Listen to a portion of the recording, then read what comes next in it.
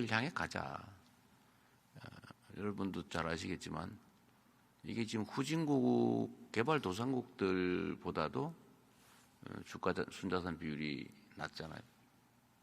뭐 순이익 비율도 낮고 배당도 안 해줘가지고 배당 성향이 중국보다도 공산국가라고 하는 중국보다도 낮고 그리고 수시로 내가 분명히 암소를 샀는데 송아지를 낳으면 주인이 남이에요.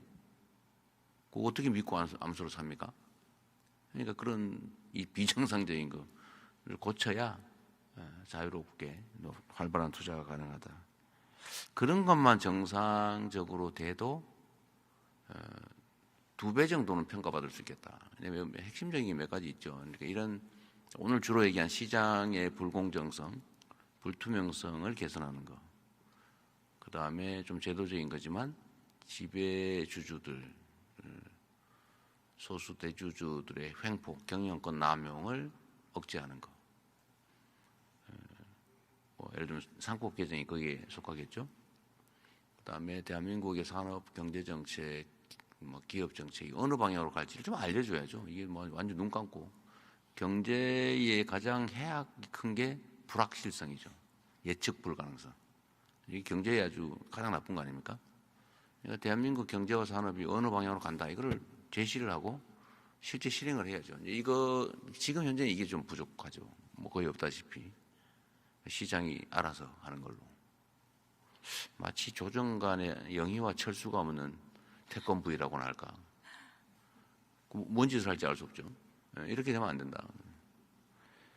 그래서 이제 산업경제정책을 분명하게 제시하는 정부 역할. 그리고 또 하나 있죠. 이게 대한민국의 특수성인데 지정학적 리스크. 이게 아직도 전쟁 중인 나라 법적으로는 전 세계에서 군사 밀도가 가장 높고 특히 남북이 군사적으로 강대강 대치를 하게 되면 경제에 완전히 악영향이 오죠. 그래서 이런 평화 체제를 구축하는 거. 이런 몇 가지 요소들만 좀 정상화되면 저는 대한민국 주가가 그러니까 정상평가를 받는 정도만 해도 저는 2배를 넘길 거다. 당시 이때 한 2,400, 500 정도였으니까요. 그렇게 저는 보고 그렇게 해야 되겠다라고 마음 먹었는데 다행히 오늘은 제가 출발할 때 도착할 때하고 지금하고 주가 변동폭이 어떤가요? 떨어졌어요? 올랐어요? 왔다 갔다 했죠. 지금 얼마예요? 지금 2,890.52인데 끝날 때쯤은 다시 오를 것 같습니다. 위로 말씀 감사합니다. 네. 잠시 조정이라고 봐야죠. 2보 전진을 위한 1보 후퇴. 어쨌든 이런 몇 가지 요소들을 좀 정리를 하면 저는 상당히 정상화될 거고 정상화되면 2배 정도는 거의 가까이 갈 수 있겠다. 이제 거기에 제가 장담을 했잖아요. 민주당 정권 이재명 정부 수립 자체만으로도 3,000원 갈 거다. 노력을 해야죠. 거기다 이제 산업 경제 정책도 제대로 만들어서 이제 집행이 시작되고 또 실질적으로 공정화, 투명화를 위한 조치가 실질적 조치가 이제 시행이 되고 시장 참여자들이 다 그걸 당연하게 받아들이고 어쨌든 평화 정책이나 이런 것들이 좀 되면 많이 좋아질 거다. 저는 그렇게 믿어요. 실제로 우리나라는 또 한 가지 있는데 투자 수단이 부동산밖에 없습니다. 전부 부동산에 매달리고 그중 황금성이 있는 쉽게 좀 돈으로 바꿀 수 있는 게 집이다 보니까 다 집을 투자 수단으로 삼잖아요. 그러니까 부동산 집값도 폭등하고 불안정하고 이게 또 경제에 해악을 끼치고 그래서 대체 투자 수단을 좀 마련해야 되겠다라는 생각도 있죠. 전 정책 목표상으로. 그럼 결국 자본시장을 육성해야 되는데 대한민국 주식시장을 떠나서 국장 탈출은 지능순 이런 소리 해가면서 다 해외로 나가고 이러면 어떡합니까? 제가 국장 탈출하신 분들한테 지금 그런 얘기를 하는 거죠. 제가 성남시장 할 때 그렇게 얘기했거든요. 빨리 일찍 이사 오세요. 집값 더 오르기 전에. 네, 그렇게 얘기했는데 실제 그렇게 됐죠. 제가 국장 탈출하신 분들도 이제는 바꿔서 국장 그 환류 되돌아온 거 뭐라 그래 이걸 국장으로 되돌아오는 거 지능순이다. 국장 복귀 지능순이다. 이런 얘기 나오게 하면 저는 주식시장이 상당히 빨리 좀 정상화될 수 있을 것 같습니다. 여러분들 역할이 중요해요. 이게 시장 정상화를 위한 1차 전초기지 같은 거 아닙니까? 여러분들 잘 발견해내야죠. 신속하게 처리하고 엄정하게 처리하고 그리고 이게 농사를 지으려면 건부를 좀 걷어내야 되는데 우리나라는 주식 숫자는 무지하게 많고 시가총액은 낮고 왜 그럴까? 아까 이사장님 하신 말씀이 있어요. 잘 지키시기 바랍니다. 네. 그리고 이제 신뢰를 회복하는 게 중요한 것 같습니다. 여러분들의 노력도 중요하니까 잘 부탁드립니다. 네. 네, 다 끝나버린 것 같아요.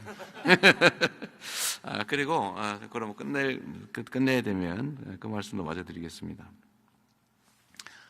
저도 뭐 아주 오래된 지금 휴면겜인데 제가 90년부터 주식 투자를 시작해가지고 본의 아니게 친구 부탁으로 처음으로 만난 게 소형 작전주. 그게 또 첫 주식을 그렇게 만나면 안 되는데 그게 또 성공을 했어요. 또 나도 모르게 제가 동원된 거죠. 그리고 이제 주식 너무 쉽구나. 그래가지고 소형 잡주를 엄청나게 사고 그야말로 그때 당시도 데이 트레이딩 비슷한 걸 하다가 IMF를 맞이했죠.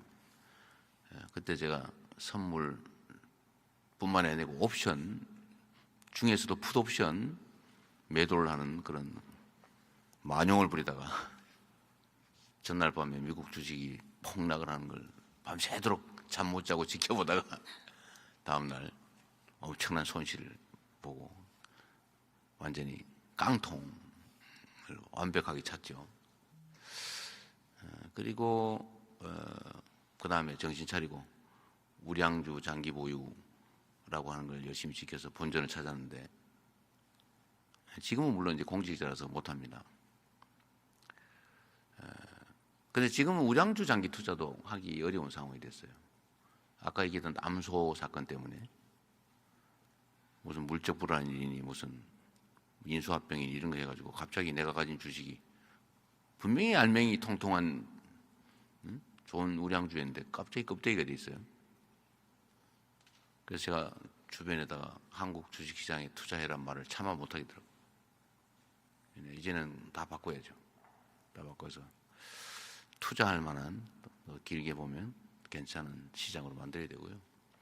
또 한 가지는 우리가 배당을 너무 안 하는 나라여서 아까도 얘기했지만 중국보다도 안 하는 그런 나라에서 이게 다른 나라는 우량주 사서 중간 배당 받고 뭐 이래서 생활비도 좀 하고 그래서 그 내수에도 좀 도움이 되고 경제 선순환에 도움이 되는데 우리나라는 배당을 안 해요. 여러 가지 이유가 있겠죠. 그래서 배당을 좀 촉진하기 위한 뭐 세제 개편이나 제도 개편을 저희가 준비하고 있습니다. 무조건 이제 배당 소득세를 내리는 게 능사냐? 이건 잘 모르겠어요. 그래서 이소영 의원이 제안한 바대로 배당 성향이 높은 데만 배당 소득세를 깎아주는 뭐 그런 방식.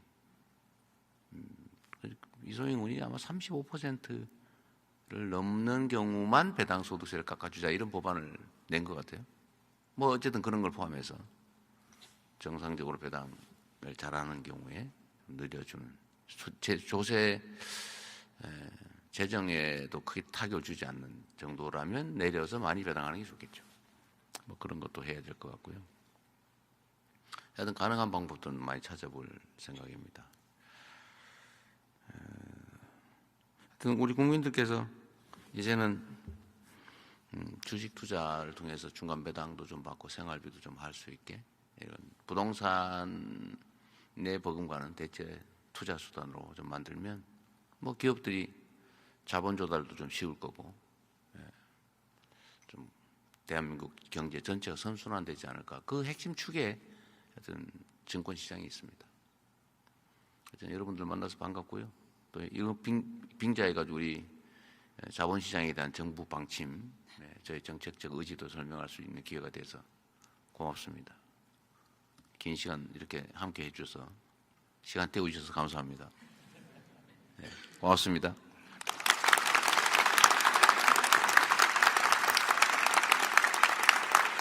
네, 저희가 또 대통령님 말씀 듣고 나니 정말 국내 투자자들이 다 다시 국장 재입장할 것 같은 느낌입니다. 자, 오늘 이상으로 불공정거래 근절을 위한 현당 간담회를 모두 마치도록 하겠습니다.